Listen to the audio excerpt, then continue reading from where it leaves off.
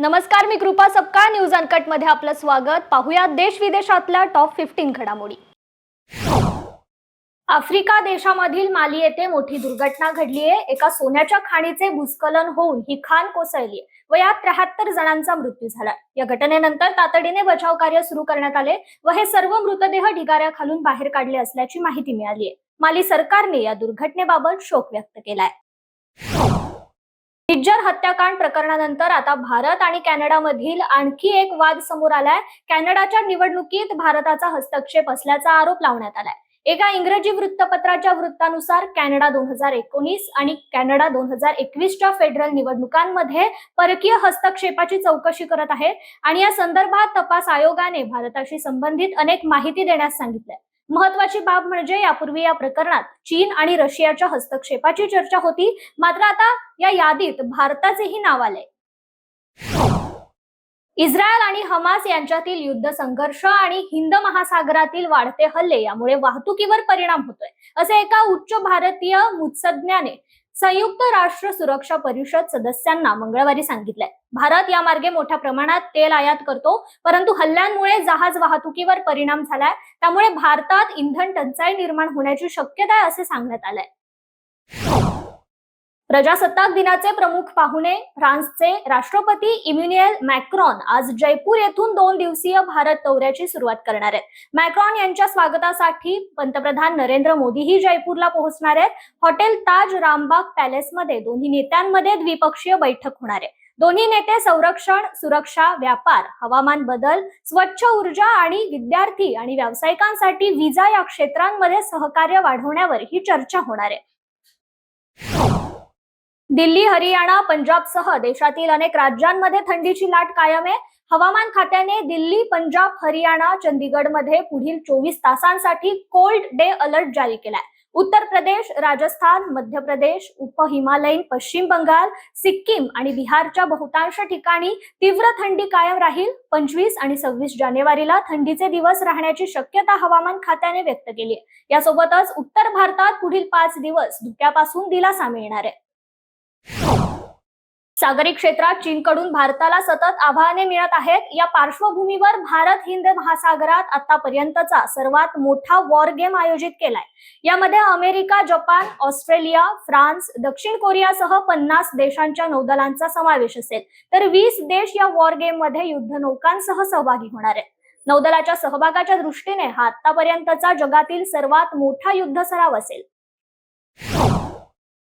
गाडीवरील नियंत्रण सुटल्यामुळे झालेल्या अपघातात श्रीलंकेचे मंत्री सनथ निसंता यांचा मृत्यू झालाय. त्यांच्यासोबत त्यांच्या सुरक्षा रक्षकाचा सुद्धा या अपघातात जागीच मृत्यू झालाय. कोलंबो कोटुनायके महामार्गावर हा अपघात झाल्याचे वृत्त स्थानिक माध्यमांनी दिलंय. श्रीलंकेचे मंत्री सनथ निसंता आपल्या सुरक्षा रक्षक आणि चालकासोबत कोलंबो कोटुनायके महामार्गावरून प्रवास करत होते. अचानक चालकाचे गाडीवरील नियंत्रण सुटले आणि गाडी समोरून येणाऱ्या कंटेनरला जाऊन धडकली. कंटेनर वेगात असल्यामुळे कंटेनरने गाडीला फरफटत नेले आणि गाडीचा चुराडा झाला. या भीषण अपघातात दोघांचा जागीच मृत्यू झालाय. जपानच्या स्मार्ट लँडरने चंद्रावर सॉफ्ट लँडिंग केले असले तरी मून मिशन धोक्यात आले आहे. जपानच्या स्मार्ट लँडर बसवण्यात आलेले सोलर पॅनल ऊर्जा निर्माण करण्यास कमी ठरत आहे. यामुळे जपानचे मून मिशन धोक्यात आले आहे. मात्र आता भारताचे चांद्रयान जपानच्या मून लँडर स्लिमला जीवनदान देणार आहे. यासाठी इस्रोने जबरदस्त प्लॅन बनवलाय. यामुळे जपानच्या मून मिशनला पुन्हा एकदा आशेचा किरण सापडलाय.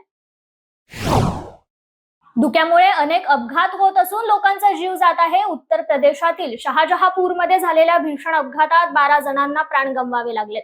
गंगा स्नानासाठी जात असलेल्या भाविकांच्या रिक्षाला ट्रकची भीषण धडक बसली. हा अपघात गुरुवारी सकाळी 10:30 वाजता झाला.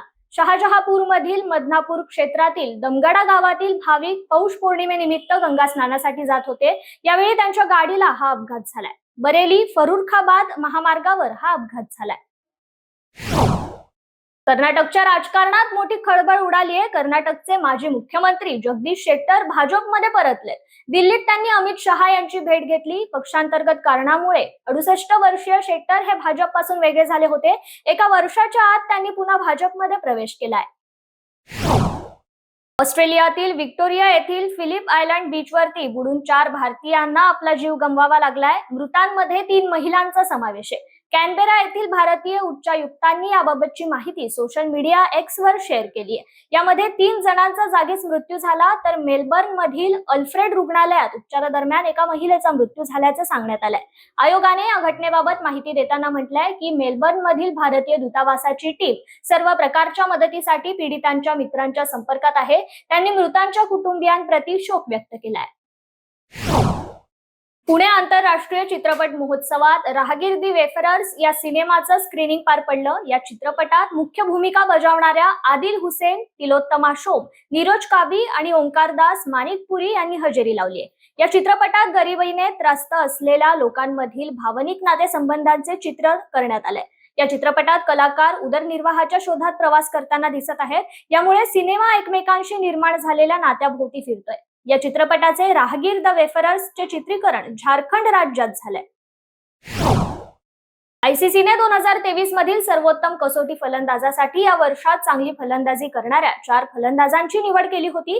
त्यामध्ये ऑस्ट्रेलियाचा धडाकेबाज फलंदाज ट्रेव्हिस हेड, भारताचा फिरकी गोलंदाज आर अश्विन, इंग्लंडचा फलंदाज जो रूट आणि ऑस्ट्रेलियाचा सलामीवीर फलंदाज उस्मान ख्वाजा यांची निवड करण्यात आली होती. परंतु या तिघांना मागे टाकत उस्मान ख्वाजा यांनी या पुरस्कारावर आपलं नाव कोरलंय. उस्मान ख्वाजाने 2023 या वर्षात एकूण 13 कसोटी सामने खेळले आहेत. त्यामध्ये त्याने 1210 धावा केल्यात. दिवसांपूर्वी मालदीवच्या मंत्र्यांनी पंतप्रधान नरेंद्र मोदी यांच्याबाबत वादग्रस्त ट्विट केले होते. यानंतर बॉयकॉट मालदीव हा ट्रेंड जोरदार सुरू होता. यानंतर मालदीवला मोठी किंमत मोजावी लागली होती. दोन्ही देशातील संबंध बिघडले होते, पण यावर आता मालदीवमधील विरोधी पक्षांनी चिंता व्यक्त केली आहे. मालदीव सरकारच्या भारताविरोधी भूमिकेबद्दल चिंता व्यक्त करताना देशातील 2 प्राथमिक विरोधी पक्ष मालदिवियन डेमोक्रॅटिक पार्टी आणि डेमोक्रॅट्स यांनी भारताला त्यांच्या सर्वात जुना मित्र घोषित केलाय. टॉप 15 मध्ये आज इथेच थांबूयात. पाहत रहा न्यूज अनकट. धन्यवाद.